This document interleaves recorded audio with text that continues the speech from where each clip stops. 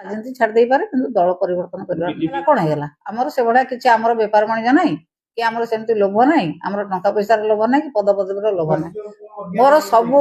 ସବୁ ନବୀନ ପଟ୍ଟନାୟକ ଦେଇ ସାରିଛନ୍ତି ମୋତେ ସ୍ପିକର କରେଇଛନ୍ତି ମନ୍ତ୍ରୀ କରେଇଛନ୍ତି ଚିଫ୍ ହୁଇପ୍ କରେଇଛନ୍ତି ମୋତେ 8 ଥର ଟିକେଟ୍ ଦେଇକି MLA କରେଇଛନ୍ତି ମୋର ଆଉ କୌଣସି ଇଚ୍ଛା ନାହିଁ ମୁଁ ନବୀନ ପଟ୍ଟନାୟକଙ୍କ ପାଇଁ ସବୁକିଛି ପାଇଛି ମୋର ଆଉ ନେତା ହେବାର ଇଚ୍ଛା ନାହିଁ ନା ଧନ ଲୋଭ ଅଛି ନା ଟଙ୍କା ପଇସାର ମୁଁ ଦଳ ଛାଡ଼ିଦେବି କିନ୍ତୁ ଦଳ ବଦଳେଇବିନି ଏମିତି କହିଲେ ରମ୍ୟା ମଲ୍ଲିକ ଟିକେ ଶୁଣି ନିଅନ୍ତୁ କ'ଣ କହୁଛନ୍ତି ବିଞ୍ଝାରପୁର ବିଧାୟିକା ରମ୍ୟା ମଲ୍ଲିକ ରାଜନୀତି ଛାଡ଼ି ଦେଇପାରେ କିନ୍ତୁ ଦଳ ପରିବର୍ତ୍ତନ କରିବା ନାଇଁ ମୋର ମନ୍ତ୍ରୀ ପଦର ଆଶା ନାହିଁ ମୋତେ ନବୀନ ପଟ୍ଟନାୟକ ସବୁ ଦେଇ ସାରିଛନ୍ତି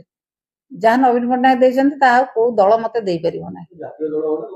ଜାତୀୟ ଦଳ ହେଲା କ'ଣ ହେଇଗଲା ଆମର ସେଭଳିଆ କିଛି ଆମର ବେପାର ବାଣିଜ୍ୟ ନାହିଁ କି ଆମର ସେମିତି ଲୋଭ ନାହିଁ ଆମର ଟଙ୍କା ପଇସାର ଲୋଭ ନାହିଁ କି ପଦପଦବୀର ଲୋଭ ନାହିଁ ମୋର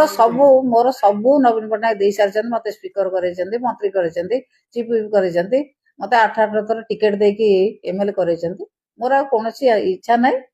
ସେ ନବୀନ ବାବୁ ଯେପର୍ଯ୍ୟନ୍ତ ଅଛନ୍ତି ମୁଁ ସେ ପର୍ଯ୍ୟନ୍ତ ଦଳରେ କାମ କରିବି ଦଳ ସହିତ ରହିବି ନବୀନ ବାବୁ ଯୋଉଦିନ ରାଜନୀତି ଛାଡ଼ିଦେବେ ମୁଁ ସେଦିନ ରାଜନୀତି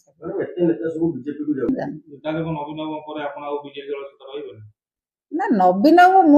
ମୁଁ ଜାଣିଛି ନବୀନ ପଟ୍ଟନାୟକ ବିଜୁ ପଟ୍ଟନାୟକ ନବୀନ ପଟ୍ଟନାୟକ ଯେପର୍ଯ୍ୟନ୍ତ ଅଛନ୍ତି ମୁଁ ସେ ପର୍ଯ୍ୟନ୍ତ ଅଛି